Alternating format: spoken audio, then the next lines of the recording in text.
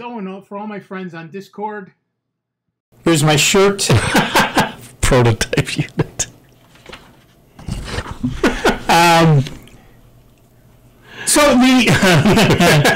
Well, for all you Windows folks, you Mac folks and Linux folks and Chrome folks can all sit back and horse laugh at this one.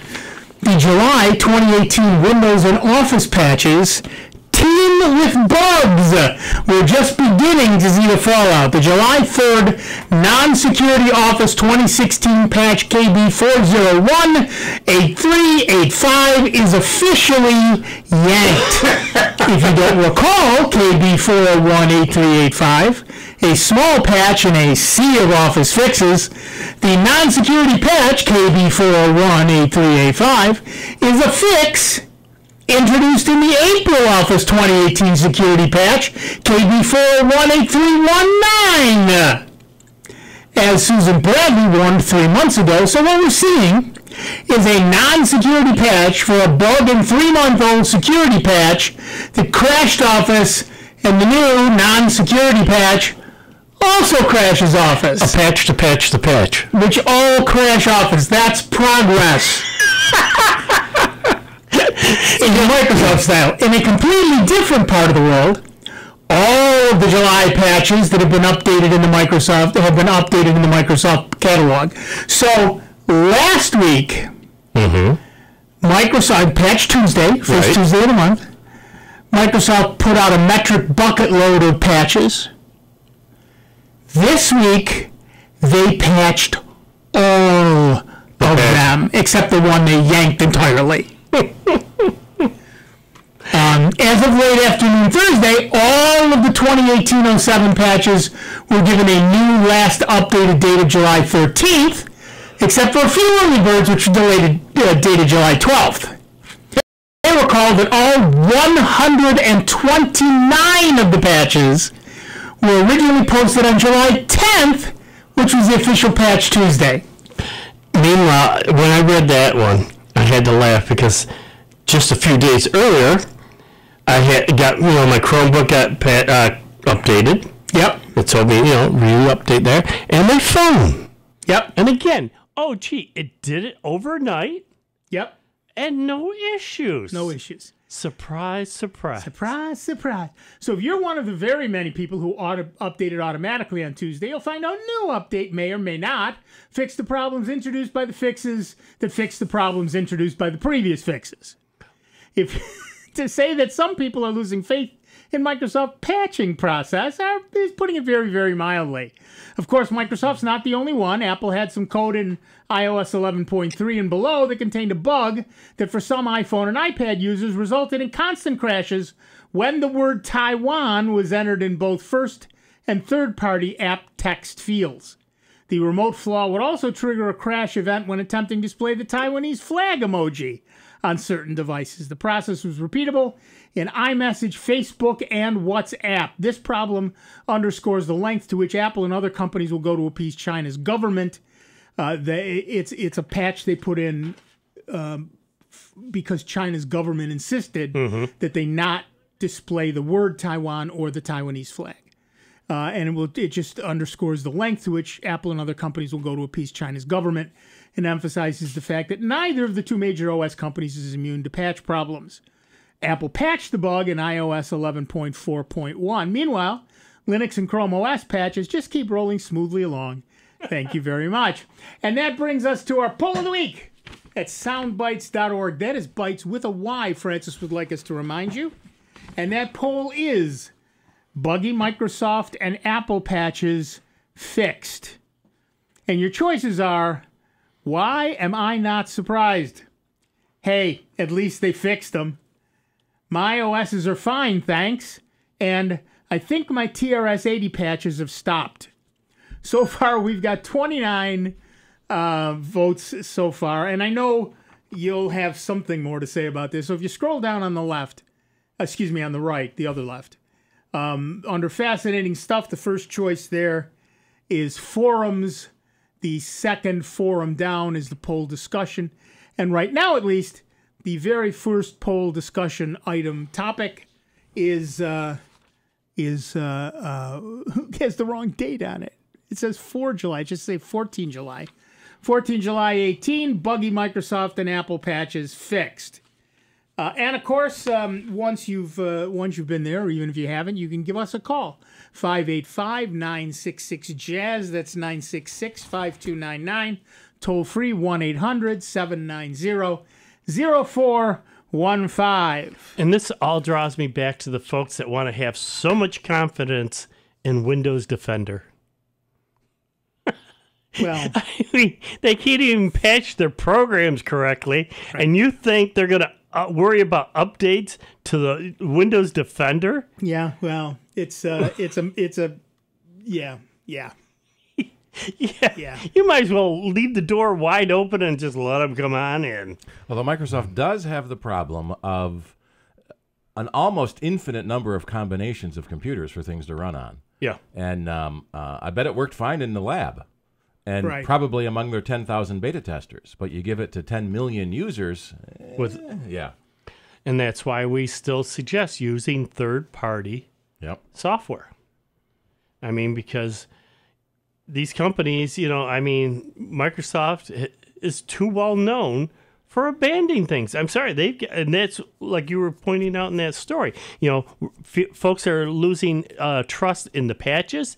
No, they're losing trust in the product. Right. The whole product alone is not bowing well for them because, they got to patch this patch, and, it crashes, and then you have, it messed up my whole computer. Oh, yeah, I look forward to that, Wind up working one day, you wake up the following morning, you find out your machine's rebooted, and, it's not working right. Right. And a couple of weeks ago, we reported that Microsoft is stopping updating Windows 7, and they had also stopped updating Windows Defender on Windows 7, but I believe they have resumed that. They're saying that was a glitch that caused that problem. Again, gracefully backpedaling. Yeah, and let us not forget, Windows Defender is in fact only an anti-spyware program. Mm-hmm. It is not an antivirus program. It is not any kind of other malware anti-malware program. It's the other way around. It's antivirus only, not No, it is an anti-spyware program. Microsoft Security Essentials was the antivirus side of it. Oh, right. Yeah. Windows Defender... You're right. Windows Defender on Windows 8 is an antivirus program. And on 7, it is only an anti-spyware. Spyware. And even at that, it didn't do a great job at all. No, it really never did. Rootkits and that still get through, and that was the downfall of that one. Yep. At any rate, both Microsoft, well, and you're right, Microsoft has the problem of about 100 gazillion different configurations. Combinations. No, there are no two machines alike. And you would think, looking at it superficially, that Apple doesn't have that problem because they put out all the hardware, they put out all the software, and they have a minimum number of physical setups that they use. Except that, then, once you get it, you sloppy thing, you start putting other software on it. Yep. And again, who knows what interacts with what, how. And what that it makes changes to. Right. And as far as your operating system and everything else. Right. And even then, one of the guys in our office, Tyler, was putting in the new Apple laptops that were announced yesterday into our database. There are 94 configurations of the 15-inch. Yep. I think there were only 60 of the 13-inch. Is that all? Yeah. Well, that makes by the it time slacking off with processor and RAM and storage and video and color, 94 configurations of one model. No, that's got to be a pain for them to have to inventory parts too. You would think, but so we were joking with Jackie. We should order one of each, to have them in stock to sell. Yeah, no. Although one of the neat options is they're doing i9 processors now at the high end. And a 4 terabyte SSD is $3,000. That's more than the base cost of the computer. Yep. So when you max everything out, you're over $6,000. Now, interestingly, some people were talking about how because of the incredible thinness of the machine and because it really doesn't have a fan in it, that when it starts to overheat, of course, it throttles the processor speed. So and because it's so thin and has no fan, it starts to overheat pretty quickly. So you rarely get full power out of a MacBook Pro. Now, it depends on what you're doing, of course. If what you're doing is surfing the web and writing and blah, blah, blah, blah, blah, well, get a Chromebook because you got like 7 of them. But that won't overload the processor. But if you're doing graphic stuff, audio stuff, that sort of thing, you're going to slow the machine down because it's going to do the auto throttling in order to not overheat. Yeah, and a lot of our customers will get, in fact, I've started using one myself, a thermal pad to help draw the heat away from the computer. There are fans in them. One of the things they did with the new 2016 model, I think, when we switched to it, they went to asymmetrical fan blades. So there's not the humming noise you hear of symmetrical fan blades, so it kind of breaks up the noise. I'm surprised, like the pad that you have it on, that they'll come out with one that literally chills itself. Yeah, there are active USB-based cooling pads. They draw a little bit of power, unnoticeable power, but it uses one of your USB ports. Right. So I'm using a passive one. What I find interesting is my adapter. Even now, it's only been running 17 minutes, and this is pretty warm. Because I'm running 3 video cameras and an audio recording through it. Right. But again, if you had some type of pad to cool things down, the little bit of juice that it would draw, I would think would be beneficial compared to the speed that you'd still maintain because the machine is not getting super hot and slowing itself down. Well, one of the things, Apple was the first company that I'm aware of that put the power supply external to the machine. Yep. And they did that with the Apple II. That little brick, that gets pretty hot by itself. Well, and that's the point. By taking it out of the machine, the power supply doesn't contribute to the heat. And I remember they made a big deal out of it and called it the floor-mounted power supply. Yep. I think it was the 2C. It was the 2C. You're right. It was a 2C. The little white one with a handle. Yep. And, Roy Scheider used it in 2010. There you go. And the funny thing about it is that people started to call it the Python because it looked like a python that had eaten a pig. Yeah, it's a little thin thing and then a big spot in the middle and then more thin thing. And Apple was not fond of that particular designation. I know that for a fact. Please don't call it that. Please don't call it the Python. But now the floor-mounted power supply, the Python, is a normal thing. Everybody is used to it, and every laptop system uses them. Yep. And that's just one way to get the heat, some of the heat, out of the device and out into the rest of the world. And even on desktops, the power supply is usually at the top of the tower, so the heat rises up out of it, and that heat doesn't have to go past all the motherboard components. Right. All right, we're going to take a quick break. Back in just a couple of minutes with Dave Enright, Steve Ray, me, Nick Francesco. Nice music. Me, Nick Francesco, and you. It's 19 minutes after the hour. It's Sound Bytes. It's member-supported Jazz 90.1. It's America's longest-running computer show. Back to more Sound Bytes with Nick, Dave, and Steve. Next on member-supported Jazz 90.1. What's small, pretty, and worth lots of money? It's the Jazz 90.1 Enhanced Member Card, and now it's worth more than ever with the addition of 35 wineries to the list of restaurants, stores, and other businesses in the Rochester area, discounting prices exclusively to members of Jazz 90.1. You can even use your card when you travel in the U.S. It's a great way to reward yourself, all while supporting Jazz 90.1. Don't have a Jazz 90.1 member card? Well, get one by making a pledge of support at the $90 10-cent level or above to Jazz 90.1. For more information on becoming a member, call 966-5299 or pledge online at jazz901.org. Sunday nights are Spectrum Sunday nights on Jazz 90.1. Spectrum Sunday nights. I'm up every morning with the sun. Start your evening at 7 with Jim McGrath and the Blues Spectrum, followed by the Soul Jazz Spectrum with Chuck Ingersoll at 9. Spectrum Sunday nights.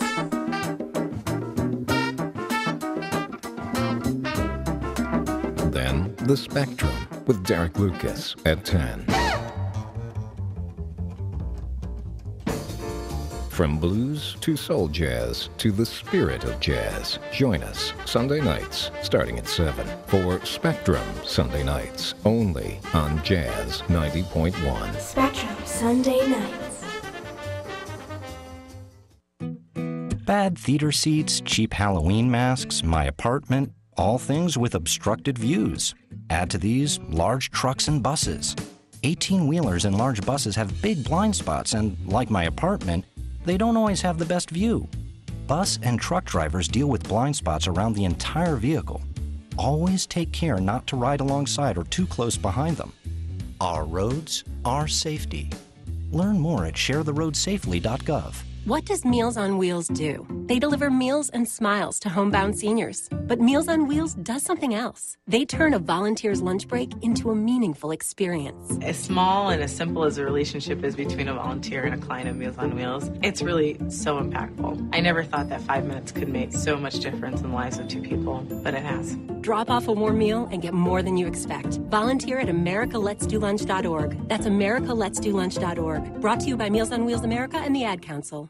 Hi, I'm Dr. Shelley Place with today's tip for kids from the American Academy of Pediatrics. All teenagers can be moody from time to time, but for some kids, sadness, fatigue, or anxiety could be signs of depression. If you think your child may be depressed, talk about what may be bothering her. Your pediatrician can help identify treatment strategies and steps to protect your child, such as removing weapons from the home. Depression can be treated. For more information, visit healthychildren.org. Jazz 90.1 is supported in part by our members and by Sonic Era. On Saturday, Rochester's swing band Swing Dynasty, featuring Lise Roth, will kick off the 2018 Hangar Dance as part of the National Warplane Museum Air Show in Geneseo. The dance starts at 7:30 p.m. and will also include a swing dance lesson at 6:30 p.m. For more information, you may visit nationalwarplanemuseum.com. And now, your Jazz 90.1 weather. Our great weather stretch will continue as we will have another beautiful day coming up to round out the weekend. Tons of sunshine in the forecast. We're looking at temperatures today.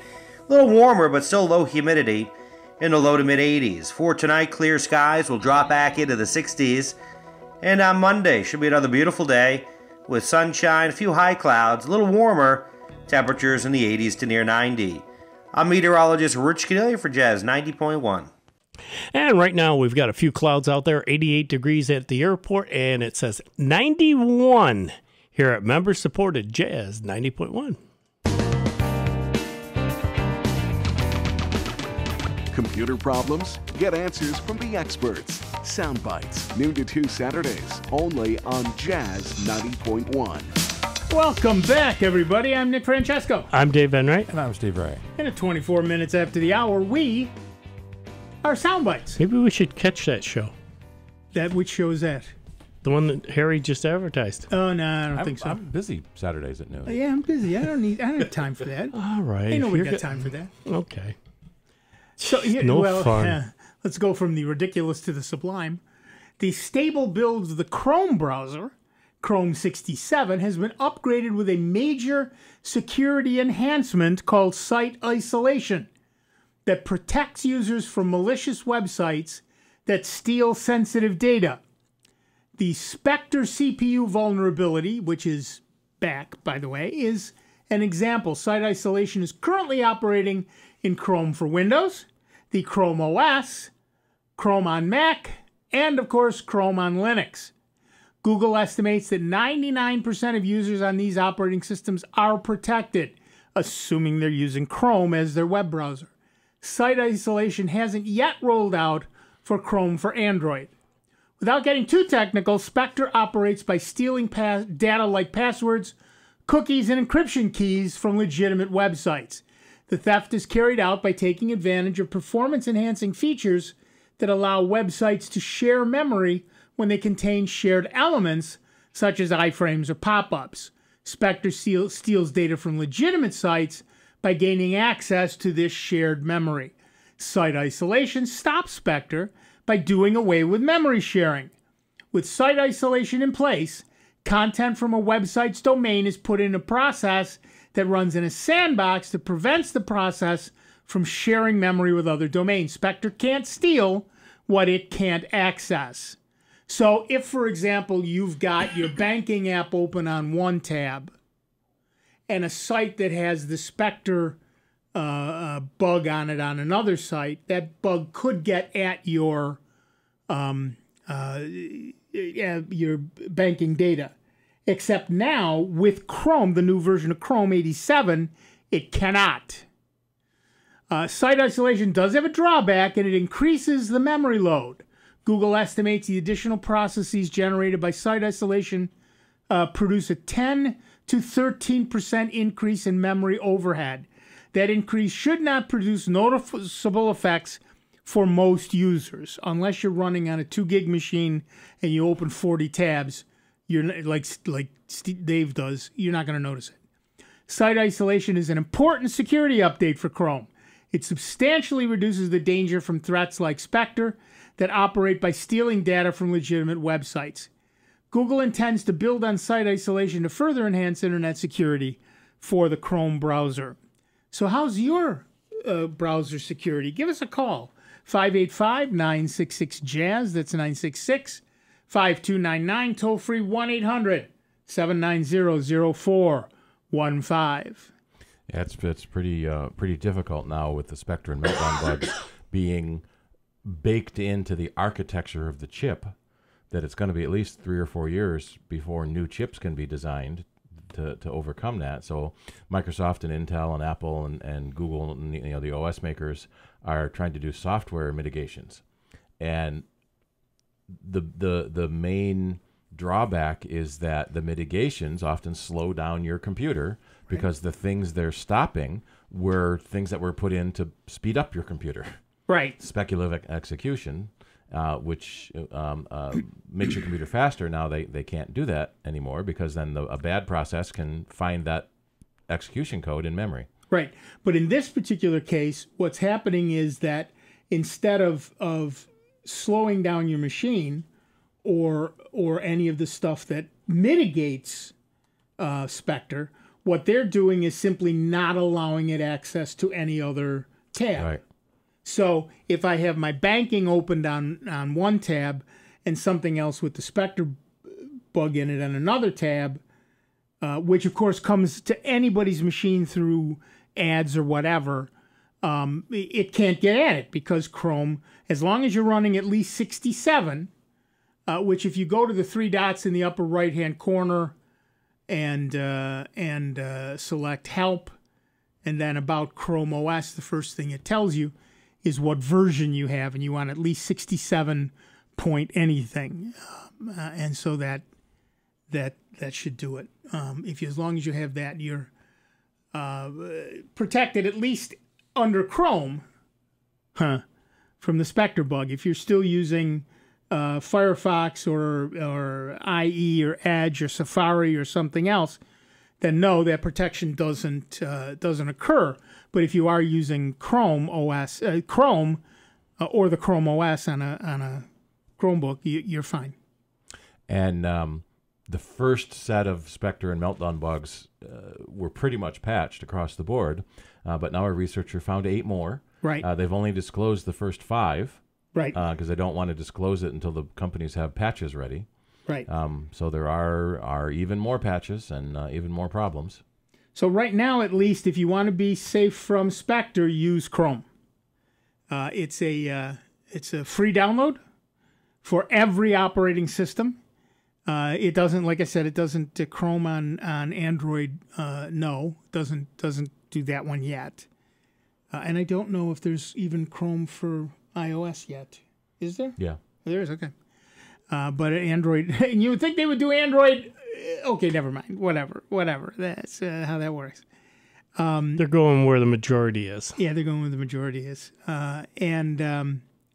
Oh, there are millions upon billions of Android phones out there. Anyway, they haven't done it yet for that, and there's probably some sort of technical reason for that. But, we tend to worry a lot about the visible issues we have with computers.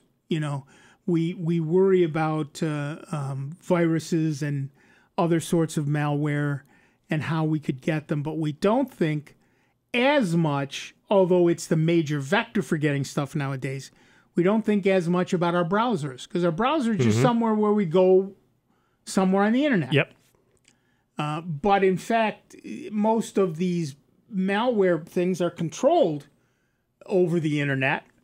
Once they get in your system, they go to the internet for their control information, for their instructions on what to do, and consequently, if you're protecting yourself at the internet level, which is what the new version of Chrome does, then you should be good. And of course, every operating system can download Chrome, and all browsers can coexist on your machine without a problem. Right. So if you've already got a Windows machine that's got Edge and Internet Explorer on it, doesn't matter. You can download Firefox, or any of those. You already have two browsers. You don't even know it. Right, exactly. Yeah. But you can download Chrome and install it and use it. You can, even if you want to, make it your default browser, et cetera, et cetera. Highly suggested. Highly suggested, because right now, at least right now, it is the most secure browser. And, the other thing, folks, I'm surprised still are under the concept, that when they're surfing, and say they're surfing for some business here locally, they think, well, it's right here in Rochester. They don't realize how going out to the different servers where that company might have their servers and where it might have to go and different channels that it has to go through just to get there. Or there's other Rochesters in other states too. Right, and in addition to that, if you see ads on so many websites, I'm as guilty of it as anybody. I need money to keep running my websites, and the only, God bless the people who have contributed through PayPal or whatever. God bless each and every one of you. But the reality is, it takes money to keep these sites running, and consequently, I also have ads on my sites, and I have no control over those ads. They come through the Google, in my case, the Google network. There are many networks. Google at least does its best to attempt to vet some of the ads. Sort that all out, at least check to see if there's some sort of problem with them. But even there, stuff can get through accidentally, and it's not 100%. I have no control what shows up at the ad site. We get a lot of phone calls from service companies wanting us to take care of their customers' Macs in New York, because we're in New York, right? Yeah. Okay, that's about a 6-hour drive to and from. You're going to pay for that time too? I thought you were in New York. We are. We're in Rochester, New York. In Rochester, New York. Western New York. Western New York. Yeah. You mean Westchester County? Yeah. No. Yeah. I was at a wedding. I was at a wedding last week, and half the people came from New York City, and they were all going, "Oh yeah, it's really nice here in upstate," and we kept saying, "No, you're in Western New York. Yeah. Watertown is upstate. Upstate is Albany. Yeah. Yeah, right. Yep. Well, for them, upstate is Westchester County. Yeah. Right. It's north of the island. It's upstate. But we kept saying, no, you're in Western New York. You're. How long were you on an airplane? Yeah. To get here? How long did it take you to drive here?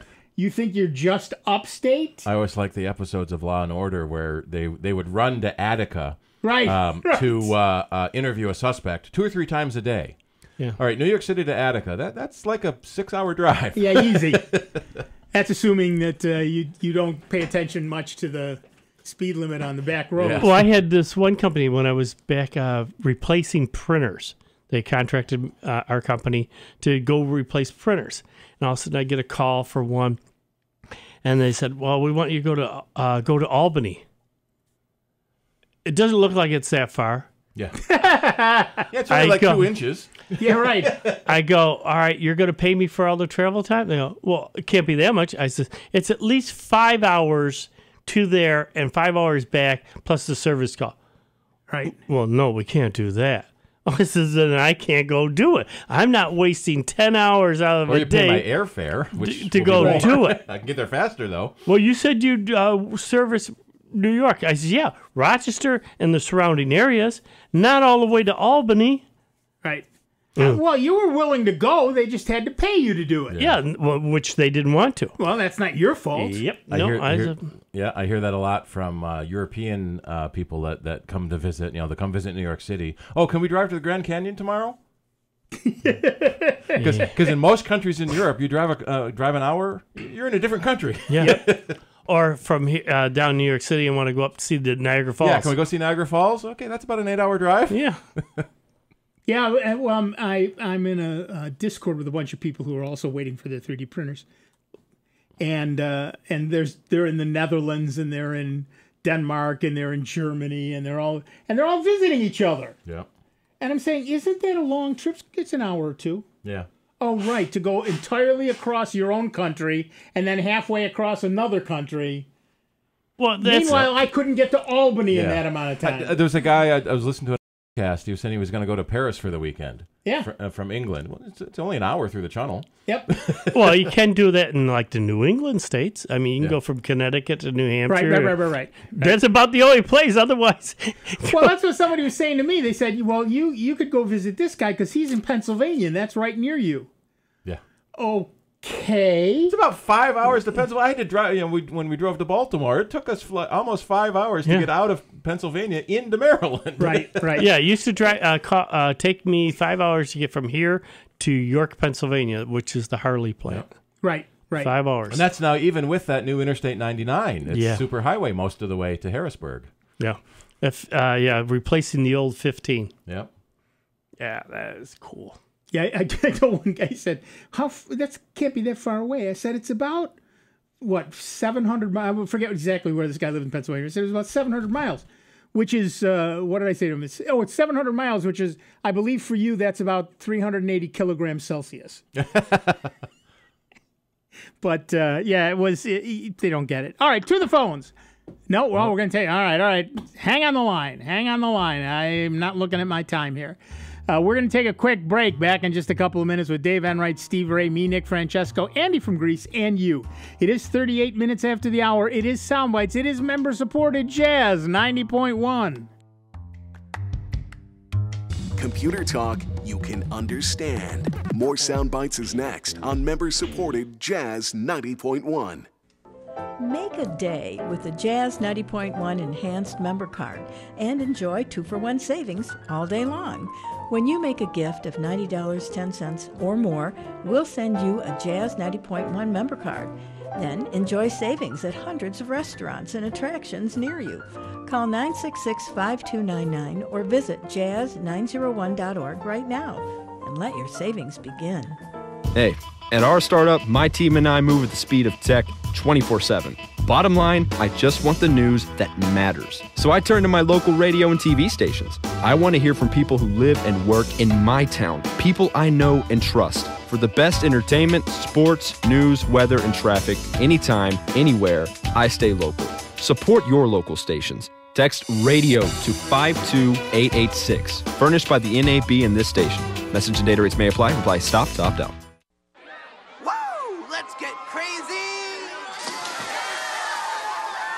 In movies, when someone at a party jumps into a pool fully dressed, everyone cheers them on and jumps in too. Just so you know, in real-life parties, nobody jumps in after you. You just look stupid. Come on, jump in. Come on. Most party fouls are pretty dumb, but if you decide to drink and drive underage, you could lose your license and your freedom. Learn more at ultimatepartyfoul.org. Brought to you by the National Highway Traffic Safety Administration and the Ad Council. Picture a door. On it, a sign that says, "Do not look." Every instinct says danger, but still you peek. Inside, a room full of cockroaches, which can trigger asthma attacks, rodents that contaminate food and transmit disease, and termites which cause billions in property damage each year. Trust your instincts, know the signs. Learn how to protect your family and home at pestworld.org. A public service message from the National Pest Management Association. Most of us like to be out in the sun. That's why sunscreen and other safety measures are key to protecting your skin from aging and cancer. The FDA recommends using a sunscreen with an SPF of 15 or higher. Also, look for broad spectrum on the label. That means both harmful ultraviolet A and B rays are blocked. Remember, SPF plus broad spectrum equal healthy fun in the sun. Visit www.fda.gov/sunscreen for more information. A message from the U.S. Food and Drug Administration. Hey man, I always see those pics you post of you and your family at special events. What gives? Oh yeah, VetTix. VetTix gives. What's VetTix? VetTix is an awesome charity that gives free event tickets, like concerts, sporting events, and shows, to currently serving military and vets, including the immediate family of troops killed in action. I've got extra tickets. Can I donate them? Yeah, it's easy. Just go to vettix.org. You could give your extra tickets and other vets like me can sign up to get them. Cool, I'm on it. And hey, thank you for your service. These days, it's easy to have information overload. Sometimes I just want to kick back, hear my favorite music and the news that affects me. That's why I stay tuned into my local radio station. When important news happens in my part of town, I hear it from them first. For the best entertainment, sports, news, weather, and traffic, anytime, anywhere, I stay local. Support your local stations. Text RADIO to 52886. Furnished by the NAB and this station. Message and data rates may apply. Reply STOP to opt out. Here's the latest Jazz 90.1 weather forecast. Our great weather stretch will continue as we will have another beautiful day coming up to round out the weekend. Tons of sunshine in the forecast. We're looking at temperatures today. A little warmer, but still low humidity in the low to mid 80s. For tonight, clear skies will drop back into the 60s. And on Monday, should be another beautiful day with sunshine, a few high clouds, a little warmer, temperatures in the 80s to near 90. I'm meteorologist Rich Cadelia for Jazz 90.1. And we got a few overcast clouds blocking out that sunshine with 88 degrees out at the airport, 92. That's 92 here at member-supported Jazz 90.1. Hi, I'm Jim McGrath, host of the Blues Spectrum. I hope you can tune in this Sunday evening from 7 until 9 for some of the best blues around here on member-supported Jazz 90.1. Welcome back, everybody. I'm Nick Francesco. I'm Dave Enright. And I'm Steve Wright. And at 43 minutes after the hour, we are Soundbites, and we have Andy from Greece, New York on the line. Hi, Andy. What's up? Good afternoon to all of you. Got two questions. The first one, I was at a local dealership the other night getting my car serviced, and they have free Wi-Fi. So I took my Chromebook figuring I'd surf for an hour while they did what they had to do. And I go to get on, and I found the guest network, and no password required. And then the computer just sits there and spins and spins and spins. Finally comes back and says, DHCP lookup failed. It said what? DHCP lookup. Oh, yeah, okay. DHCP lookup failed, right. What that means is when you connect to a system, you have to... the system is configured. DHCP stands for Dynamic Host Configuration Protocol. Yep. And what it means is when you connect to somebody, you say, hey, I'd like to get on your network. And the other end says, yeah, absolutely. Here's your IP address, your local IP address. Because without that, you can't get on. Right. But what this is saying is that their router, which has a DHCP server in it, so does yours at home, their router was not serving DHCP, was not serving IP addresses. Either the router was down or the DHCP part of the router was down, or it was full. They only configured it for X number of connections, and they were past that number. Whatever the reason, that's at their end and has nothing to do with you. It's also not the internet. It's their internal router at their place. Okay. That's what I thought, but I just wanted to make sure there wasn't something I did wrong, but I didn't think so. Nope, it wasn't. Okay. Second question. You were talking about this Spectrum bug, virus, whatever it is. Yeah. Exploit. Do you have to have multiple windows open for it to hit you? Not really, no. You can. Here's the deal. If it is an ad from that particular tab, then it can get at whatever you're doing on that particular tab. If you're using Chrome, that's the only tab it can connect to. So, generally speaking, you don't get ads on any site that has, monetary anything on it. So you don't get ads on PayPal, you don't get ads at your bank. So generally speaking, in that sense, you're safe if you only have one tab open. Okay, so if I'm paying my monthly bills that I do online at certain websites, then I shouldn't have to worry about it. As long as you don't have another tab or another window. Yeah, and when I do my bill paying, I only open one tab at a time. Okay, you should be theoretically you should be fine. Should. Theoretically. Well, yeah, I know. It's supposed to woulda, coulda, shoulda, maybe. Yeah. And there haven't been any, as far as I remember now, any real world exploits. These have all been theoretical exploits and proof of concepts. So we're at least a little safe for that. Okay. But somebody's going to be first to figure out some way to exploit it.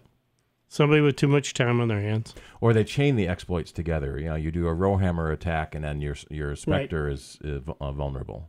Right. Mm-hmm. So in fact, there was one called Throwhammer. Right. Yeah. So they're not as theoretical as you make it sound. They're actually out there. But the fact is, if you only have one tab open, you can't get a version of Spectre that crosses tabs because there's only one tab open. But if you're using Chrome, then you don't have to worry about that at all. And again, as long as you've kept your Chromebook relatively up to date, which happens kind of in the background, so you don't even have to think about it, as long as you're on 67 or higher, you should be fine. Yeah, well, it's... Yeah, I use my Chromebook for all my web surfing. There you go, then. You should be fine. Yeah, you're golden. Yep. I use my Windows Tower that I built strictly for my bill paying and things. Right. Well, as long as you're using Chrome on that, you should be fine too. Okay, well, maybe time to dump Firefox. It might be. Yeah. Well, I hate to say it, but at this point, at this moment, at this time in history, Chrome is more secure than pretty much any other browser. Mm-hmm. And then all the other browsers will release. They'll catch up. That's what I'm saying right now. Yeah. So you can wait and hope you don't get caught in between. Yep. Or you can switch now and be safe today. Yeah, I do 99% of all the stuff through Chrome. Yeah. The only thing I do not in Chrome is Facebook. Because I do that in an entirely different browser so that the universal cookie in Facebook can't see what else I'm doing in an entirely other browser. Mm. And the only thing I do in Firefox is Facebook. Gotcha. That's it. So, yeah, I'm better off. All right, thanks, Andy. Okay, well, thank you, guys. Yep. I got to say about this shirt that I got, it's very nice, very soft, very nice. Ooh. Very nice, I like it. I'm sitting here rubbing my body with it. It's, And for those of you on the video stream, black out your video now. Quick, black it. There's a couple second delay to get there's a 10-second delay. You got about 4 seconds. Yeah, 3, right. 2, 1. Your host. I bleach. Yeah, but yes, all the browsers will catch up. That is not a question. If it's just they will when. be more reluctant to do so because, as we said during the news item, the reality is that it's a 10 to 13% increase in both load and memory usage. So for somebody like Dave, who keeps 85, 120 tabs open somewhere, Probably around there. Yeah, there's just small slivers. You may find that you have reached the limit of memory now. That it's an extra 13% overhead total, not per tab. 13% overhead total, 10 to 13%. So you may find that, and it certainly means that there will be a slight increase also in how hard your processor chugs. But again, on any machine that isn't a Coleco Atom, you're not going to notice it. Yeah. It's going to be minuscule. So it's not something you need to worry about in that terms unless you have that number of tabs open. And so when you are using a web browser, be aware of what's happening in the tabs you're not on. You know, if you're on a website that does ads, you really have no guarantee of what those ads are shoving into your computer. And sometimes even just a regular website, they pull content from multiple servers, sometimes outside of their company. They might pull a picture from another, you know, the little Facebook like button or the Twitter badge. Those are coming from another company yet. So not necessarily just an ad. There's remote content on every website you go to. Right. Many people, and I'm one of them, try at least to take any static graphic elements and load them from my own machine. But not everybody does, and I don't think I'm consistent in it either, because sometimes it's just easier. They've got the picture, particularly a place that has changed the picture a couple of times. Twitter, for example, has changed the bird on 3 occasions that I can think of. And so it's just easier to load it from them than it is to have to keep going back saying, oh, yeah, change this again. And so, yeah, you'll find it's not just ads. It's pretty much any sort of graphic element. If you do news, for example, you go to news.google.com or any site that has news, including mine. If we're showing you pictures, those pictures are coming from the site where we're getting the news. We have no control over what's behind those pictures, what's in those pictures. Now, I don't do pictures on here and on Ask Nick, and that's specifically for that reason. But yeah, there are places that do, and because they do, that's what happens. And of course, once you click on an article and go to that website, all bets are off.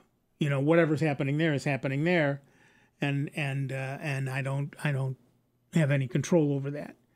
But there's a lot of so yeah. I see you're at Science News. There are no pictures there except that there's ads. There's ads, yeah. And theoretically, those ads have been vetted by Google, but I don't vet them, so I don't honestly know what's going on, and all of those. Now you're at somebody else's website, and now who knows? Yeah, you don't realize every time you click a link, you could be going to some other website completely, not even in the same website. You could be going to several websites that bounce you back and forth. Most web browsers have a limit, and every once in a while you'll see a limit count or redirection count exceeded. Like an astronaut putting on his pants, both legs at the same time. You'll see a notice that says redirection limit exceeded. And there's a Windows laptop. Okay.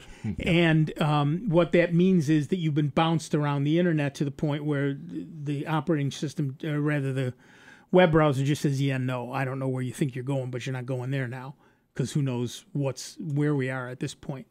But as long as it stays under that limit number, they can send you anywhere, and they can have. It's very easy to create what are called iframes, which means they've pulled content from another site and stuck it in the middle of their site. Sometimes they do that and make it look like it's their own content. Native ads. Native ads as well. Yeah. In fact, I think Rochester.localand1.com pulls Twitter feeds, pulls the Monroe County 911 RSS feed, and a couple of other things, and it has no and pictures. You can see all the pictures from the news articles, and so you don't really know where that stuff is coming from. It's a crapshoot, and so as long as you're using a browser like Chrome that will isolate each tab from every other tab, you're pretty secure. You're pretty safe. But if you're using some other browser at this point, you may not necessarily... Now, I'm not saying that any of these sites are malicious in any way, shape, or form, but if they're pulling data from another site, they have no control over what's in that other site. One of the things that Chrome is going to start doing that seems a little heavy-handed, and they've been get some criticism for using their near monopoly power, right. Is when you go to, right now, when you go to a secure website, you get the green badge. And when you go to an insecure website, there's nothing. Chrome is going to change that. So when you go to a secure website, there's nothing. Right. When you go to an insecure website, there's a big red badge. Right. I wish they would leave it green badge and red badge for a while. Right. But occasionally there are sites that don't need to be secure. But now there's no reason in general to not be secure. The whole problem with encrypting the website and the traffic to the website was the computing power it needed. And so that's why most websites weren't secure until you actually went to log in to use your credit card number. Right. But nowadays it's computationally insignificant and free to do websites. Well, some places are free. Yeah. Sadly, the place I'm at is not free yet. Well, Let's Encrypt is one of the big free ones. Right. Their big thing is you have to renew every 3 months, 6 months, which is a pain, but they set it up to do it automatically. Trying to combat malicious websites, because now malicious websites can be encrypted. Right. Now, for example, Ask Nick is not encrypted. It is not set up to do that because you don't log in. Right. There's no logging here. You can't. I don't let you log in, so you can't give me a password or any of that other nonsense.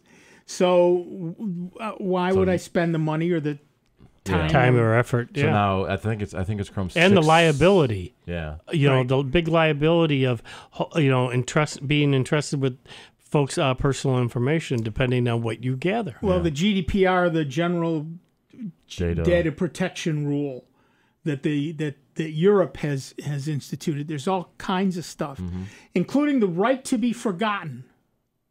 So if I'm logging into a website, I have the right to say, forget me. And that means wipe out all of my data.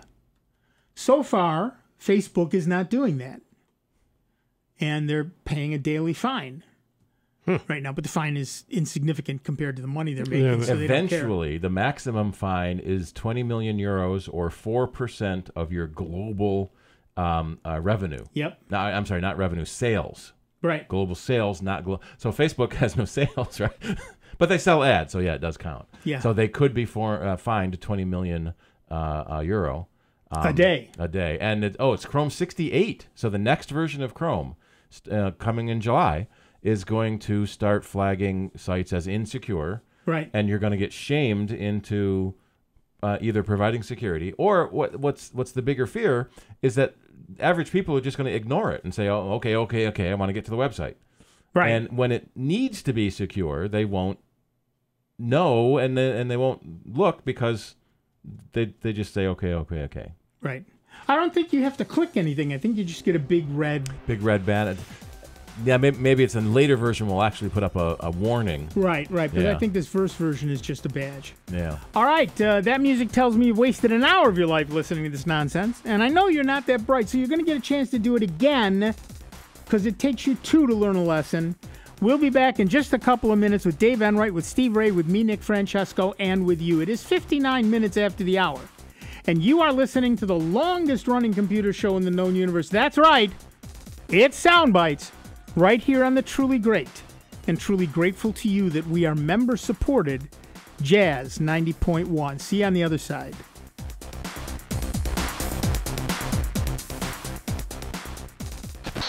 Online 24 hours a day, 7 days a week at soundbytes.org. More with Nick Francesco, Dave Enright, and Steve Ray next on member-supported Jazz 90.1.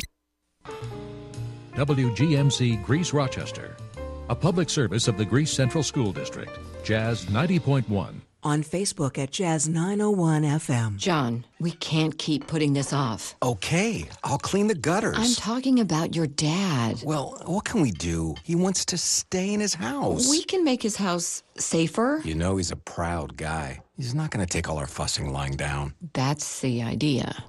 For older people, falling and breaking a hip can be devastating. For easy ways to make home safer, visit orthoinfo.org/falls. A message from the American Academy of Orthopedic Surgeons and the Orthopedic Trauma Association.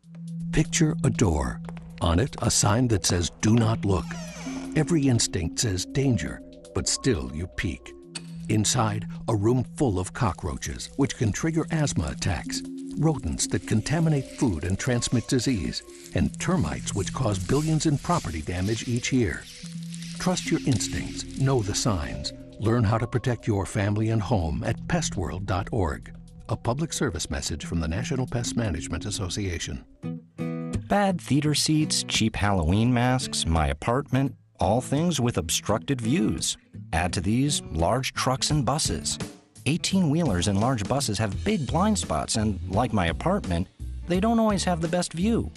Bus and truck drivers deal with blind spots around the entire vehicle. Always take care not to ride alongside or too close behind them. Our roads, our safety. Learn more at sharetheroadsafely.gov.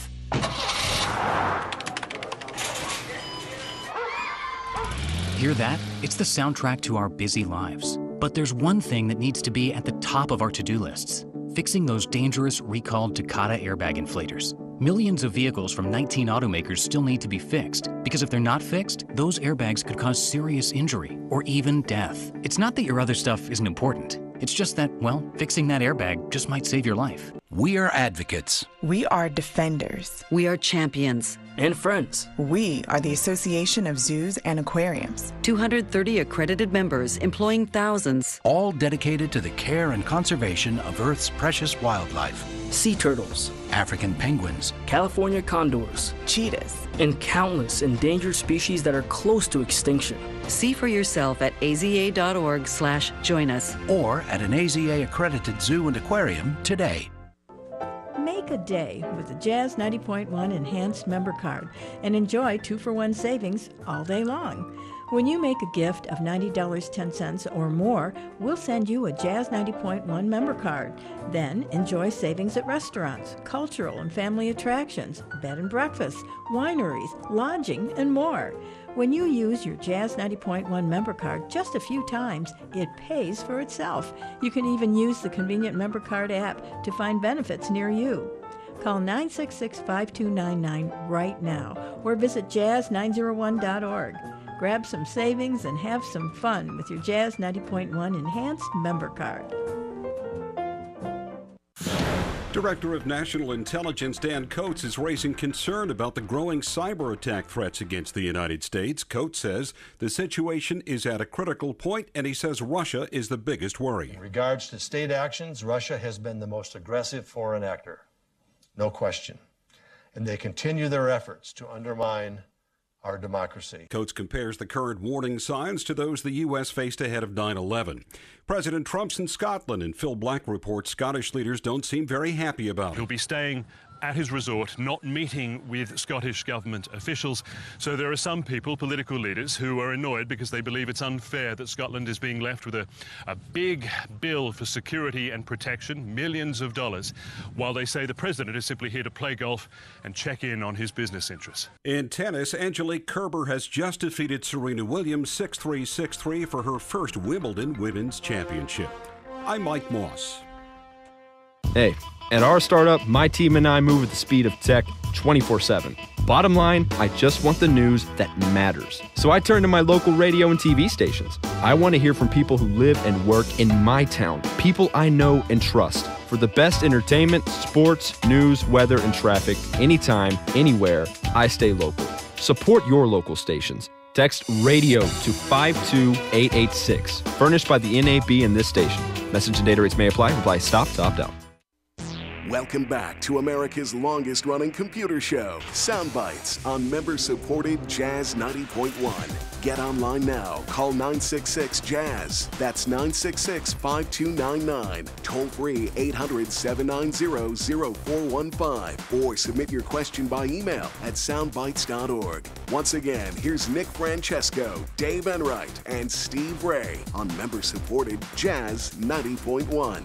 Welcome back, everybody. I'm Nick Francesco. I'm Dave Enright. And I'm Steve Ray. And at 5 minutes after the hour, we are Sound Bytes. And this is lovely. Confirming weeks of leaks and speculation, Microsoft on Monday announced the latest member of the Surface computer family, Surface Go. If you remember the long discontinued Surface Go! Go! Thunderbirds are Go. Yeah. Thundercats are Go. Yeah. Apparently now Surface are Go too. Now Surface are Go too. If you remember the long discontinued Surface 3, Microsoft's last attempt at a cheaper tablet, Surface Go is what a Surface 4 probably would have been if the company was still using that branding.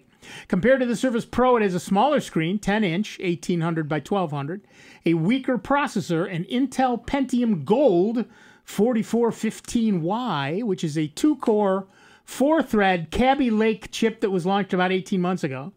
Slower, smaller storage, 64 gig using the eMMC interface, and reduced battery life estimated at about 9 hours, but it is cheaper. A lot cheaper. The base model costs just $400 compared to $800 for the base Surface Pro. Even with the reduced price, it retains all the major Surface design elements, a variable position kickstand, 8-megapixel rear, 5-megapixel front cameras, with Windows Hello facial recognition, the Surface Connect magnetic charging and dock port, and a 10-finger multi-touch screen with Surface Pen support. It retains the micro SD-XC card reader and 3.5mm headset jack. Adds to this a USB 3.1 Generation 1 Type-C port. As with other Surface tablets, Surface Go supports the type-covered detachable keyboard covers, although because of its new smaller size, it needs a new smaller type cover. Microsoft also has a new smaller Surface mobile mouse if you want an external pointing device. Pre-orders for 2 hardware variants at 4 price points start today. Now you start with the complexity. Mm-hmm. For $400, you get 4 gigs of RAM, 64 gigs of eMMC storage, and Windows 10 Home. An extra $50 upgrades you to Windows 10 Pro. An extra $150 upgrades you to 8 gigs of RAM and 128 gig NVMe SSD. All 4 combinations will be available. Surface Go type covers are $100 or $130 for the fabric-covered Alcantara versions. And the mouse is $35. Hardware is due to ship August 2nd. In the future, versions of Surface Go with integrated LTE and 256 gigabyte NVMe SSDs will be added to the lineup. The operating system choice is a first for Surface, while Microsoft clearly has at least one eye on education, on the education market with Surface Go. It is not aiming there exclusively. Surface Go is also being positioned as a fine home device or as a business tool. For some of those users, the home edition will be adequate, but corporate customers will likely want to pay extra for Pro. Looking to buy a Surface Go? Give us a call, 585-966-JAZZ. That's 966-5299, toll-free 1-800-790-0415. Just something else they'll bring out and then abandon. Well, that's what people worry about. Quite honestly, Yeah. Microsoft has done a lot of that in the past, and we'll see where they take this as to whether or not it gets abandoned or not. But it is a although most PC vendors don't have brand loyalty like the Apple products get. That you buy a Surface Go now, in a couple of years you might buy a Samsung Chromebook, in a couple of years you might buy a Lenovo ThinkPad. There's very little brand loyalty, so you almost... Because one is usually coming out with different features or better options, from one brand to the other from time to time. It's a game of leapfrog. Whereas Apple, you're stuck with that. They give you what they want to give you, and either you take that or not. Well, that's been true since day one. Apple has had much more control over the hardware and the software. In some cases, total control. Right. And in some cases, that gives them an edge. But in some cases, like we just saw with the repatching of their patches, it doesn't give them much of an edge. And so there's a lot of pros and cons. And there's a lot of rumors that Apple is working on their own CPUs, building on the A series they use in their mobile devices, because Intel's having a terrible problem getting chips out. In fact, the new models they just announced are They're not Cannon Lake. So Intel had to make a couple middle ones. There's a Whiskey Lake and a Sky Lake and an Ice Lake because they can't get to the next chip yet. Well, part of that problem is they constantly want to make them smaller and faster. That means that the fabs have to be much cleaner, much tighter, and heat dissipation becomes a serious issue at that tiny nanometer size. And what Microsoft also has to be worried about with this, edge, and that is still the Chromebooks are taking over even in the schools. A lot of the schools are getting the Chromebooks because they're less maintenance for their teachers and the folks that have to maintain the machines. They don't get viruses, they don't get spyware, malware, and they're updated automatically. Right. And they can control what's on them. The kids can do all their work and, worry-free. Whereas Windows, rolling out all these patches to do this and that, that's a big pain in the butt for IT folks at schools. Yep. And that's one extreme advantage that Chromebooks have. Yes. The Chromebook management software is very, very easy to use. And like I said, I have not used the Apple iPad control software in years now, but it was horrible. It was horrible. And I'm hoping it's better now. They've eventually let third-party users write the management control software now. Oh, good, because it was horrible. At any rate, the point here is that it's very easy to control Chromebooks. It's very easy to set up multiple users on a Chromebook. Chromebooks are cheap. For schools in particular, they only care that students can do the work they need to do. And they're durable. Because they don't have... You want to talk about fanless? There you go. This is fanless. Yep. They don't care about being the thinnest thing on the planet, so they can make the system a little sturdier. Yep. Not this particular one, but many of them are. Yeah, well, the ones that the kids are, they put them in like those otter boxes type of thing. Right. Because kids are going to drop it. Right. They're kids, and that's just going to happen, and no big deal. And if when you paid $150 for one instead of $300, I can buy 2 Chromebooks for the price of a Surface Go. And if one gets damaged, versus some of these others, like you say that, there's $300, and it's like, geez. Well, and in addition, now I've got to set that kit up again. Yeah. But on Chromebook, all I have to do is sign in. And once I sign in with my username and password, all my stuff, it takes a minute or two on the network, but all my stuff shows up. All of my apps show up. All of my tabs show up. All of my bookmarks show up. Everything shows up exactly as it was on the other machine. So no worries. So if I'm a student in school and I'm using a Chromebook there, and then I go off to college and buy my own Chromebook, I log in with the same username and password. Boom, there you are. Boom, there it is. It's all there. It's completely familiar to me. Plus, as an IT person, resetting them up, clearing them after the end of the school year. You wipe it out, clear the system out, and you can re-image it a lot quicker. Yep. And you're set. Chromebooks have something called Power Wash. Yep. You can do it remotely with the management software. You do the Power Wash. Now you've got a clean, brand new machine with nothing ever on it at all from anybody else. They log in, and there they go. And yet you didn't lose anything because you, who used to use this tablet, this Chromebook, you just bought your own Chromebook. All your stuff is in the cloud. Yep. So it all comes back down. All your apps come down. All your data comes down. You log in and you open up your drive just the way you did before. It's all up there. It's contacts and everything else. It's easy. It's easy, and it's fast, and it's convenient, and it's cheap. And schools like all of those things. That's why, and the Jesuits famously have said, and I don't know if they really said this, but they're rumored to have said, "Give me your child before he's 7, he's mine for life." Yep. Apple took that to heart back in the day by having all the grammar school and high school programs that they had. Now that's all being taken over by Chromebooks. And both at Apple and Windows has to worry about this. At RIT, I teach over in Golisano, which is the tech school. Half those kids have Chromebooks.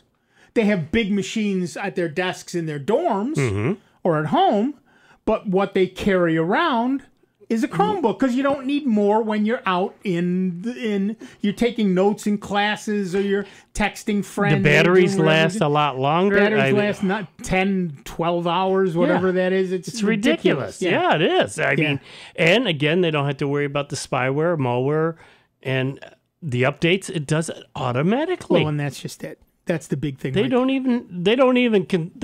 not even a concern of theirs because it just happens. Yep. That's exactly right. And they're staying up to date and no issues. That's exactly right. All right, let me read another. Do I read another? Yeah, go. Sure. On Monday, Apple released iOS 11.4.1 for iPhones and iPads, a small update that fixes a couple of bugs and introduces a new security feature. This is the 15th update since iOS 11 released last September. It's available for the same devices as iOS 11.4, the iPhone 5S and later, the iPad Air and later, the iPad Mini 2 and later, and the 2015 iPod Touch, of which there is no later, apparently. Huh? Okay. Not yet. Nope. Not yet. Not likely ever. No, not today, not likely. The update includes bug fixes and improves the security of the iPhone or iPad. It fixes an issue that prevented some users from viewing the last known location of their AirPods in Find My iPhone. It also improves reliability of syncing mail, contacts, and notes with Exchange accounts, assuming you want to do that. It also spells the end of OpenGL support. As usual, this iOS release also includes security updates. Significant among them is USB restricted mode, a change originally included in the iOS 12 beta that makes it more difficult for anyone, including authorities, to break into the iPhone through the Lightning port. You'll now find a toggle switch labeled USB accessories in the Touch ID and passcode section of the Settings app labeled USB accessories. It's off by default. A caption explains, unlock iPhone to allow USB accessories to connect when it has been more than an hour since your iPhone was unlocked. At first, we thought we would have to wait until iOS 12 for this fall to see this feature, but here it is. Apple also released minor updates for the Apple Watch, Apple TV, and HomePod. The WatchOS update notes simply that the WatchOS update notes simply state that it includes improvements and bug fixes. No release notes were provided for tvOS, but it likely includes small performance improvements and bug fixes. Finally, the HomePod update includes general improvement for stability and quality. Based on Apple's previous update cycles, it's possible these are the last updates for this operating system. These operating systems before iOS 12 and its cousins arrive later this year. It's probable that Apple will now shift its focus to iOS 12, likely coming this fall. So what do you think of the latest Apple updates? Give us a call, 585-966-JAZZ. That's 966-5299. Toll free 1-800-790-0415. Yeah, there have been some gray market boxes that will break into phones, and the criminals are using them as well as the police. And so one of the companies that sells one of these boxes say they have a $39 device that can defeat this restricted mode already. Right. Until Apple fixes it. Apparently, if you don't turn it on yet, they can get into your phone. Oh, excellent. Well, really? If you don't turn on restricted mode, then restricted mode isn't on.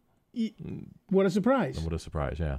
What's interesting is it turns off the data. The restricted mode turns off the data transmission options, but still leaves the charging options running. So your phone will still charge.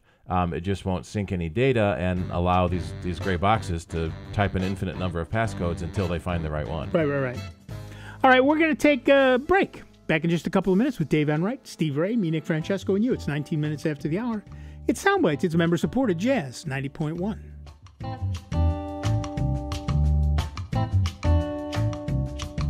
It's America's longest-running computer show. Back to more Soundbites with Nick, Dave, and Steve. Next on member-supported Jazz 90.1. Hi, I'm Dr. Shelley Place with today's tip for kids from the American Academy of Pediatrics. All teenagers can be moody from time to time, but for some kids, sadness, fatigue, or anxiety could be signs of depression. If you think your child may be depressed, talk about what may be bothering her. Your pediatrician can help identify treatment strategies and steps to protect your child, such as removing weapons from the home. Depression can be treated. For more information, visit healthychildren.org. Woo! Let's get crazy! In movies, when someone at a party jumps into a pool fully dressed, everyone cheers them on and jumps in too. Just so you know, in real-life parties, nobody jumps in after you. You just look stupid. Come on, jump in! Come on! Most party fouls are pretty dumb, but if you decide to drink and drive underage, you could lose your license and your freedom. Learn more at ultimatepartyfoul.org. Brought to you by the National Highway Traffic Safety Administration and the Ad Council. What does Meals on Wheels do? They deliver meals and smiles to homebound seniors. But Meals on Wheels does something else. They turn a volunteer's lunch break into a meaningful experience. As small and as simple as a relationship is between a volunteer and a client of Meals on Wheels, it's really so impactful. I never thought that 5 minutes could make so much difference in the lives of two people, but it has. Drop off a warm meal and get more than you expect. Volunteer at americaletsdolunch.org. That's americaletsdolunch.org. Brought to you by Meals on Wheels America and the Ad Council. We are advocates. We are defenders. We are champions. And friends. We are the Association of Zoos and Aquariums. 230 accredited members employing thousands. All dedicated to the care and conservation of Earth's precious wildlife. Sea turtles. African penguins. California condors. Cheetahs. And countless endangered species that are close to extinction. See for yourself at aza.org/join us. Or at an AZA accredited zoo and aquarium today. Jazz 90.1 is supported in part by our members and by Sonic Era. On Saturday, Rochester's swing band, Swing Dynasty, featuring Lise Roth, will kick off the 2018 Hangar Dance as part of the National Warplane Museum Air Show in Geneseo. The dance starts at 7:30 p.m. and will also include a swing dance lesson at 6:30 p.m. For more information, you may visit nationalwarplanemuseum.com. The success of any business depends on its ability to offer value, a great quality product or service for the right price. Businesses themselves need to get value for the things they need as well. As an underwriter of Jazz 90.1, you can get the word out about your business, what you do, where you are, and how to reach you. Underwriting messages are straightforward, simple, and easy to remember. Underwriting at Jazz 90.1 is a great way to promote your business while supporting public jazz radio. For more information, call the Jazz 90.1 business office at 966-2660 today. And now, a check of your Jazz 90.1 weather forecast. Our great weather stretch will continue as we will have another beautiful day coming up to round out the weekend. Tons of sunshine in the forecast. We're looking at temperatures today. A little warmer, but still low humidity in the low to mid 80s. For tonight, clear skies will drop back into the 60s. And on Monday, should be another beautiful day with sunshine, a few high clouds, a little warmer, temperatures in the 80s to near 90. I'm meteorologist Rich Cornelia for Jazz 90.1. And currently right now we've got some overcast skies with 89 degrees out at the airport and 92 here at member-supported Jazz 90.1.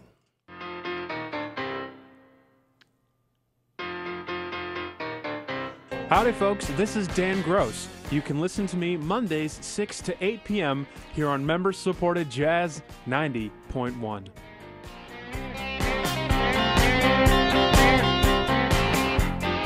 Welcome back, everybody. I'm Nick Francesco. I'm Dave Enright. And I'm Steve Ray. And at 24 minutes after the hour, we are Sound Bytes. Here's another Apple story. Apple said in June it will bar all 32-bit applications from running on up-to-date Macs in little more than a year. Although Apple has been warning Mac owners when they run 32-bit applications since April, and it told customers in June 2017 that the now current Mac OS High Sierra would be among the last additions to support 32-bit apps. No banishment date had been set until this year's Worldwide Developers Conference, or WWDC. For those in the know, it's WWDC. Oh, WWDC, excuse me. You can tell you're an outsider. I'm an outsider, clearly. With Mojave's successor, Mac OS 10.15 possibly launching in the fall of 2019, Mac owners have a year and change to purge their machines of 32-bit apps. To see a list of your Mac's existing 32-bit applications, you should click About This Mac from the Apple menu, then click the button marked System Report. The 32-bit apps will each be marked No in the 64-bit Intel column. Users may need to widen the System Reports window and or drag some column dividers toward the left to make the 64-bit Intel column visible. If you have 32-bit apps, there's no reason to panic yet. The day when the Macs won't run 32-bit apps is more than a year off, but the days when you can run that 10-year-old version of FileMaker are numbered. It's time to start thinking of actually paying for a replacement. Apple suggested that users check with the software developer to see if 64-bit versions of your favorite titles are available. The search engine comes in handy here with search strings such as 64-bit Mac followed by the application name, usually reporting results. So you do that in Google. Go to Google and say 64-bit Mac space FileMaker. A cruise through the 32-bit app developer's website may be worth a while, as will be visits to the firm's support section, and if necessary, an email to the developer support team asking about 64-bit availability as well as a timeline if that hasn't already happened, which it probably has. In corporate settings, this kind of investigation would typically be handled by the IT staff, but at home, you will be responsible for migrating apps to 64 bits. Of course, you can always get help from an authorized Apple dealer. Ding, ding, ding, ding. Ding, ding, ding, ding. Of course, if you don't update from Mojave, you won't have to stop running that ancient copy of FileMaker. If Apple maintains its standard patching policy, it will update Mojave with security fixes until the fall of 2020. After that, well, you're on your own. Are you still running 32-bit Mac software? Give us a call, 585-966-JAZZ. That's 966-5299. Toll free 1-800-790-0415. And it is popular apps like FileMaker. Microsoft Office didn't go 64-bit until later 2016 versions. The Adobe Creative Suite applications. Quicken and QuickBooks tend to be very fragile. They break on every new version. And in fact, Intuit has stopped making Mac desktop versions of Quicken and QuickBooks. So you have to do internet only and subscription only. Which it makes sense from their end. They only have to make one version to run on the web, but it's very annoying, and I don't relish the fact of, in fact, I haven't upgraded, but putting all your financial information in their internet-based, QuickBooks, right, and hoping they don't have a problem, which right. everyone always has a problem. Or that it might even get hacked. Yeah. Exactly. Because I'd want to know, okay, what experience do you have in protecting data? Right. Especially financial data. Right. Did somebody get in there, and start siphoning off, even if it was just pennies off of different accounts, the odd pennies. Mm-hmm. Right. Yeah, and it's not just they're holding your money, they're holding your account numbers. Mm-hmm. Right. It's an interesting issue, and I have a great deal of sympathy for the people who don't want to do that.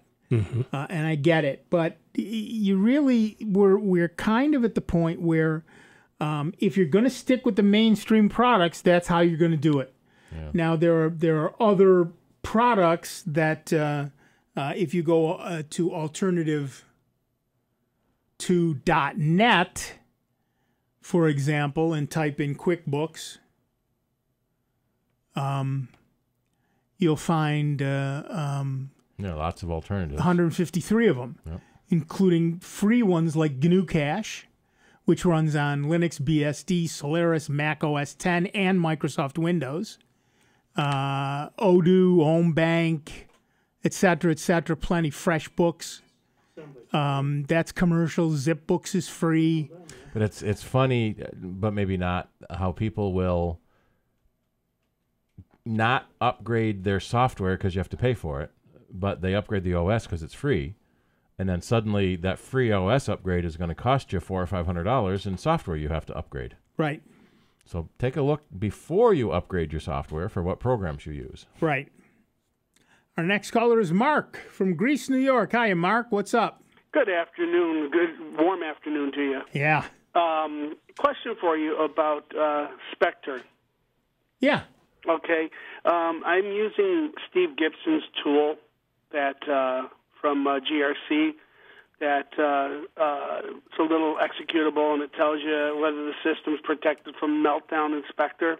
Right. And mine says that Meltdown is protected, but Spectre is not. Right. I'm using a Cabby Lake i3. Right. And was wondering, is there anything I can do about that? Well, not much at this point. What it is measuring, what it's checking, is if the operating system is protected. Again, if you're using the Chrome browser, you are protected from any cross-tab stuff. Right, like you said before. Right. Yeah. And that's not measured by Gibson's tool. Gibson's tool is measuring whether or not the operating system you're running is protected. Right. Okay. And Steve is putting a link to that on the website. But so it's not going to be. It's not going to fully report whether or not you're protected. And basically the only thing you can do if you're not protected is wait for Microsoft or Intel to release a patch. Right. But I guess knowing that you're vulnerable and limiting your usage, I guess is a good thing. Well, would Intel's come via the Microsoft update, or would that be something separate I'd have to do? No, it should. Yes. Yes, probably yes. Yeah. Like we said, if your immediate thing to do is to start using Chrome, the latest version of it, the Chrome browser. The next thing is to wait for Microsoft to put out a patch. One of the things that Steve alluded to earlier is that the problem with all of the fixes for Spectre is that they slow your machine down. Right. And they remove some of the internal functionality that gives you additional speed. And Microsoft has been including the Intel microcode updates in their Windows update, but only for certain generation processors and certain model chipsets. Right. So you're at the mercy of Microsoft when it comes to updating the operating system itself. Oh, that makes me feel really good. It should. Yeah.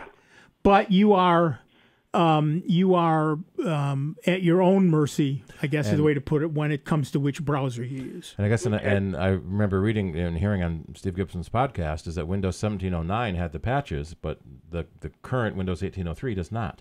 Right. Which doesn't make any sense. Well, it's Microsoft. Yeah. Exactly. It doesn't need to make sense. They're Microsoft. Well, thank you, guys. That answers my question. Keep up the good work. I love the show. Thanks, Mark. We love to hear that. Take it easy. Thanks. And, of course, you can give us a call, 585-966-JAZZ. That's 966-5299. Toll-free 1-800-790-0415. We've got the what-you-call-it going on today, not Park Avenue. Cornhill is going on today. The air show, the Renaissance Festival. So I understand that a great deal of our audience is either on the road or at a party somewhere. Hey, it's happening here in Rochester. I get it. You can't complain that this city there's too much to do. Doesn't have things going on, especially once summer kicks in. From the Lilac Festival right on down to Park Ave. Because there's so few nice weekends in the summer here. Right. Yeah. And this is the year. I mean, last year, let's face it, a lot of the stuff got washed out because we had so much rain. And now we're getting some really warm weather that you can get out there and enjoy it. The Jazz Fest. Beautiful every night. All those days, I think they had one night, and it was just a little rain. Nothing to really slow things down. But it was gorgeous. Yep. 208,000 folks showed up.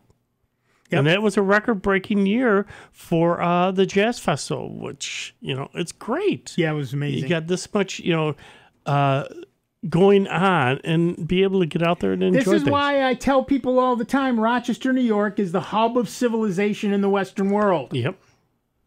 Yeah. Yep. And nobody believes me. Seriously, there's a lot that goes on in this town, and a lot of it's happening this weekend. So. Watcott Fest, Letchworth Fest, the Hanger Dance at the Air Show, Warsaw Festival, Overnight in the park at Letchworth. Alexander Tractor Pulls Ooh. in Batavia. Go to the Tractor Pull. Classic Car Cookout. Agatha Christie's Spiderweb. What is that? Oh, it's a play at the Bristol Valley Theater in Naples. The Buffalo Philharmonic is playing at Letchworth. And I'm only up to 10 a.m. Right. And it's happening all over this town. I'll tell you what. Lots of great stuff from lots of great people. We're very proud of our area, Western New York. We were talking about this earlier. I was at a wedding last weekend, and all these people from New York City were saying, wow, it's pretty nice how you're upstate. I said, you're not upstate. You're in Western New York. Yeah. Upstate is Lake Champlain. Watertown and the Adirondack Mountains. That's upstate. Plattsburgh. That's upstate. Yeah. Here, this is Western New York. Of course, for them, upstate is Westchester County. Are you off the island? You're upstate. Yeah, I get it. I used to live there. I get it. It was pretty funny. I was sitting with a guy, and he was saying, "Oh yeah, I live here." I said, "Oh, I lived there." He said, "Where did you live?" I said, "I lived here." He said, "I'm 2 doors down from there." He said, "Yeah, I lived there when you were about 4." So, yeah, it's not quite the same thing, but yeah. Well, it's just like, because I drive for a living now and around. Right. And I go to some of the neighborhoods that I grew up in. Yeah. And it's like, holy macaron. I mean, I grew up at one section that we lived for a while was Jones Avenue and Plymouth Avenue. Sure. Right there in the corner. And half the house is gone. Yep. Because it was a double. They got rid of one half of it. And just the whole area, it's just changed so much. The corner store that we used to go to, and now it's all gone. But yeah. I went inside because I had to go into my old school, number 5 school. Oh, yeah. And that school is still there. That's how old he is. He went to number 5 school. It was the 5th school in the United States. Yeah. Hey, I told you. As C even said, I'm older than dirt. I invented dirt. There you go. But, going down to that school, because that used to be torture. Come springtime. And what I mean by that is, all right, during the summer months, because back then the school didn't have air conditioning. Mm-hmm. So they'd sit there and open up the windows. The problem with that is it was great because it got some, breeze coming through and everything else. But right across the street, kitty corner, was DePaulo's Bakery. Great bread. You sit there, open the windows, at 8 o'clock in the morning, and all of a sudden this bread aroma is coming sweeping through the bakery, from the bakery over to the school, making donuts and bread and everything else. Like, yeah, you couldn't stay focused. No, you could not. Oh. Yeah. We used to go to Giuseppe's for bread, and we'd get 2 loaves of Italian bread every Sunday after church. Mm-hmm. And one of them would get home intact, and the other one we'd be gnawing on the end. You'd have to buy 2. You have to buy 2. Well, to make sure one got home. Yep. Well, on the way home from school, for a nickel, you could get one of these big rolls. Yep. And they were still warm. So you get that, and on the way home, because the way the rolls stick together, they do like a dozen. Yeah. Yeah, pull out. And they're still warm, so you'd stick your finger in the middle and digging out all the dough and then squish it and chew on the rest all the way home. Oh, yep. Warm dough. Oh, it was great. Yeah, it's great stuff. Those were the days. Mm-hmm. Now, not so much, but back then, yeah, absolutely. Well, we got talking to somebody about back in the days when there was such great penny candy. Yep. And all the different types of penny candy. And penny candy actually cost a penny. Yeah. Pumpkin seeds and everything else. And then it became Penny Dreadful. Right. And then, of course, there were those, remember dots? Yep. The little paper thing of little candy dots. They all tasted the same, but at least they were different colors. That was nice. We used to buy balsa airplanes for a nickel. Rubber band ones I loved. Yeah, those are the ones, Yep. yeah. All right, we're going to take a quick break. You young whippersnappers. We'll be back in just a couple of minutes with Dave Enright, Steve Ray, me, Nick Francesco, and you. It's 39 minutes after the hour. It's Sound Bytes. It's member-supported Jazz 90.1.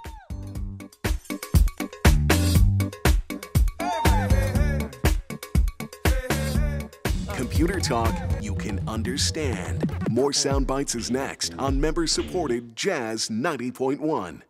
These days, it's easy to have information overload. Sometimes I just want to kick back, hear my favorite music and the news that affects me. That's why I stay tuned into my local radio station. When important news happens in my part of town, I hear it from them first. For the best entertainment, sports, news, weather, and traffic, anytime, anywhere, I stay local. Support your local stations. Text RADIO to 52886. Furnished by the NAB and this station. Message and data rates may apply. Reply STOP to opt out. Bad theater seats, cheap Halloween masks, my apartment, all things with obstructed views. Add to these large trucks and buses. 18-wheelers and large buses have big blind spots, and like my apartment, they don't always have the best view. Bus and truck drivers deal with blind spots around the entire vehicle. Always take care not to ride alongside or too close behind them. Our roads, our safety. Learn more at sharetheroadsafely.gov. As a Jazz 90.1 listener, you have the ability to leave a lasting gift to the jazz community. By making a planned gift, you can support Jazz 90.1 for many years to come. For more information, contact your financial advisor or call 585-966-2660. You can also find out more about planned giving by visiting www.jazz901.org.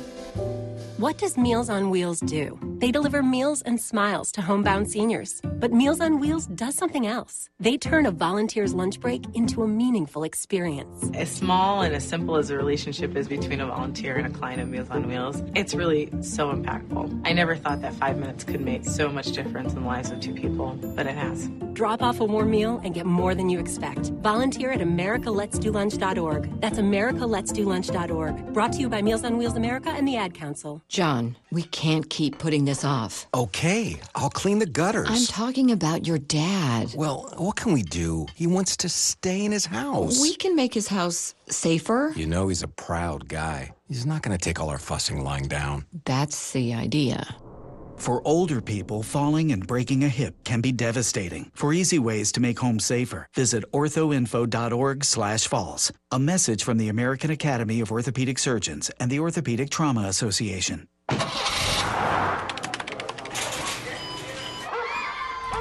Hear that? It's the soundtrack to our busy lives. But there's one thing that needs to be at the top of our to-do lists: fixing those dangerous recalled Takata airbag inflators. Millions of vehicles from 19 automakers still need to be fixed, because if they're not fixed, those airbags could cause serious injury or even death. It's not that your other stuff isn't important. It's just that, well, fixing that airbag just might save your life. We are advocates. We are defenders. We are champions. And friends. We are the Association of Zoos and Aquariums. 230 accredited members employing thousands. All dedicated to the care and conservation of Earth's precious wildlife. Sea turtles. African penguins. California condors. Cheetahs. And countless endangered species that are close to extinction.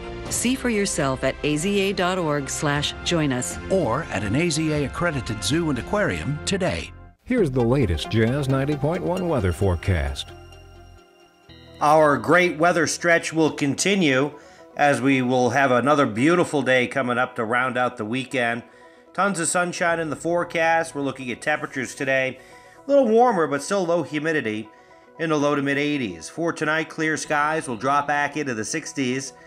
And on Monday, should be another beautiful day with sunshine, a few high clouds, a little warmer, temperatures in the 80s to near 90. I'm meteorologist Rich Cornelia for Jazz 90.1. And currently, right now, we've got a few clouds out there, 89 degrees out at the airport, and 92 here at member-supported Jazz 90.1. Hi, this is Alo Bruno. Join me every Sunday from 12 to 2 on member-supported Jazz 90.1. Welcome back, everybody. I'm Nick Francesco. I'm Dave Enright. And I'm Steve Ray. And 44 minutes after the hour, we are Sound Bytes. Still. It's unbelievable, but there you have it. Some things just don't change. This actually makes me happy. This next story. The processing power of high-end gaming cards made them ideal for cryptocurrency mining rigs, and they were in hot demand when Bitcoin, Ethereum, and other digital token prices leaped to unprecedented heights in late 2017 and early 2018. That trend now appears to be reversing. Add-in board prices appear to be declining and supplies increasing, following the same path down as digital token prices crash. More than 3 million add-in boards worth $776 million were sold to cryptocurrency miners in 2017, most of them coming from AMD. At the end of last year and into the start of 2018, many high-end expansion boards sold out and overall prices spiked, leaving gamers and tech enthusiasts angry. NVIDIA even took the unusual step of asking retailers of its hardware to prioritize sales to gamers over cryptocurrency miners.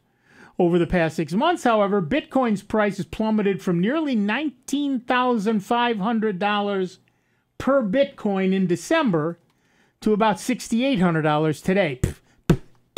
$6,800? Yeah.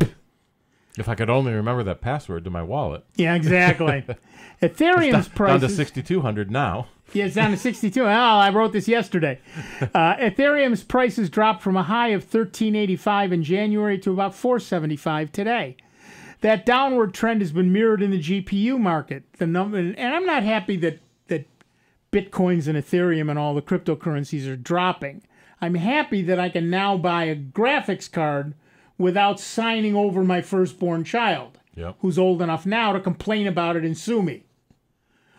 The downward trend is mirrored in the GPU market. The number of add-in board shipments aimed at crypto mining declined over 55% from the last quarter of 2017 to this quarter, which helped first quarter this year, which helped soften high-end GPU prices. Other factors could also be pushing down GPU prices. NVIDIA has not introduced a new family of GPUs since its 10 series Pascal arrived in 2016. The lack of new inventory means the NVIDIA cards now compete with newer options from rival manufacturers. NVIDIA's next-generation GPUs may not appear before the end of the year until after inventory returns to safe levels. There's a pent-up demand that gives gamers, given that gamers were not buying new boards due to cost and lack of new options. There are some amazing games set to be released this fall, so we suspect that this will impact the market as well and stabilize prices. Other moves could, I apologize for using impact as a verb. Other moves could further roil the GPU market this year. Chinese ASIC maker Bitmain Technology Limited in April announced that it was taking orders for a new Ethereum mining chipset, the Antminer E3, which retails for only $800. Bitmain, which leads the Bitcoin market in terms of processor power and operates two of the world's largest cryptocurrency mining operations, is expected to turn up the competitive pressure on other ASIC makers with its latest chipset. But with cryptocurrency pricing plummeting as fast as they are, and with mining strikes getting rarer and rarer, the allure of get-rich-quick crypto mining is dropping rapidly too. Are you crypto mining? Give us a call, 585-966-JAZZ. It's 966-5299, toll-free 1-800-790-0415. And until the cost of Bitcoin started skyrocketing, it generally would cost you more in electricity to run the servers and miners than you would make earning Bitcoin. The problem is that's actually still true, because as the price rose, the frequency of hits went down. Yep. You don't get paid to mine, you get paid to strike gold. Mm-hmm. And the number of hits people are making is going down rapidly. So you can spend... Which is the way the thing was designed. Which was designed that way, which is fine. But the point is, it used to be that you mined for a couple of weeks and you could make a half a coin or a third of a coin or a quarter of a coin. Now you can mine for months and not make a tenth of a coin. Mm-hmm. So not only are you using your electricity and your heat and blah, blah, blah, blah, blah. The only country right now, bless you, the only country right now that seems to actually be making money on crypto mining is Denmark, because their electricity is so cheap because they do geothermal. They do a lot of geothermal. So their electricity costs are ridiculously tiny. So right now, with average electricity prices, you'll make about $350 annually mining Bitcoin. Right. Except the Bitcoin costs $6,000. Right. So you're making 1/200th of a Bitcoin in a year. Yeah. And you almost always have to join other miners. So you get a million Chinese mining computers together, and they'll make 1 Bitcoin a year. Right. Yeah. Well, and there's a company now that lets you. It works kind of like SETI at home. You give them the right to use your processor when you're not using it. Right. When it's idle. And people are saying, oh, what a great, you make money and you don't have to do anything. Again, they're making probably 2-3 cents a year. And what are they spending in electricity and wear and tear? Your electricity, right. And you're not getting the much for it. Right. And wear and tear on your machine, because although it sounds like you're really just using your processor, you're also using your hard drive where they store temporary data. Yep. In fact, there's a lot of data activity on your hard drive. And the bad guys are now doing what's being called crypto jacking. Right. Or mail mining. You'll get a malicious program that instead of trying to attack water meters or something, will install a Bitcoin miner in your computer. So without you knowing it, you're helping someone else raise money. Right. And the symptoms are usually the same as your computer gets really slow because your computer's doing all this mining work in the background. Yeah, Right. and that's the whole thing. You sign up for that, and then you have nothing to complain about when all of a sudden your bandwidth is going down and you're trying to do something too. Yep. Right. It's like most of the bad programs, they're not written very well. No, if they were written well enough to only take like 20%, 30%, you'd never notice it. they're right. Or if they only worked when your machine was idle, say at 2 a.m, like SETI at home or something like that. right? When your screensaver pops on. Yeah. And people are buying like I said in the thing, $800 devices that will crypto mine for you. 81% of all of the mining pools are from China. Right. Because they have giant hydro dams. Right. Look at that. The United States isn't even in the top 6. Mm-hmm. Because we pay more for our electricity. It becomes not worthwhile for us to do that. Now, people still accept Bitcoin for various things. Certainly, if you're going to be on the dark web, you're going to be spending Bitcoin. I get that. But mining it is becoming less and less attractive and less lucrative. Some of the companies have had to stop taking Bitcoin because of the volatility. If they get donated a Bitcoin when it was $20,000 and they hold on to it, now it's $10,000 or $5,000. Yeah.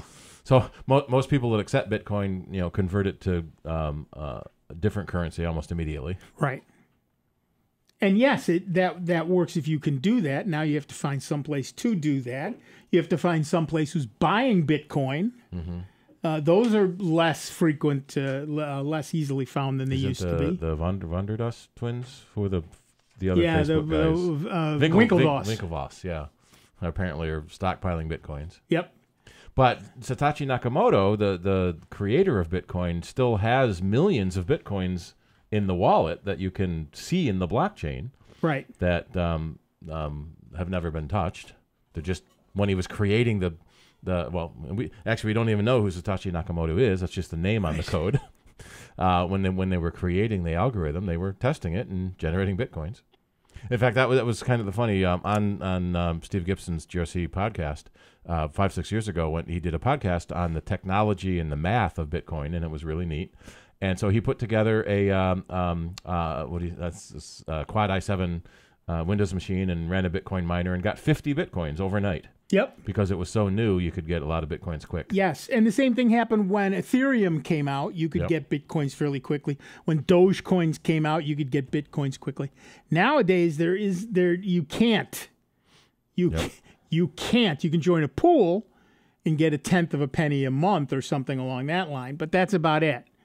It's not a viable alternative anymore. I wish it were.